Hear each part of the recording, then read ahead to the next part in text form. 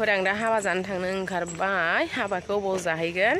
नोंथांमोना टाइटेल एबा थाम्बनेलाव नायनानै मिथिखागोन लोगोफोर आं दा थांगासिनो आरोना जोंहानि बोराय आं ओमफ्राय गामिनि बाजै जों थांगासिनो आरोना लोगोफोर नोंथांमोना आंनि भिडिअखौ जोबजासे नायलांबाय थादो जोंना गारिया फैबाय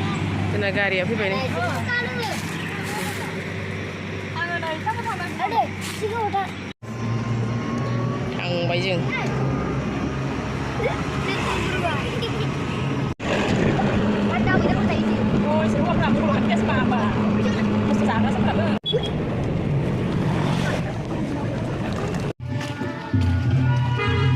जि गोलाव हाबलांनांगौ नै बिसोरनि लामाया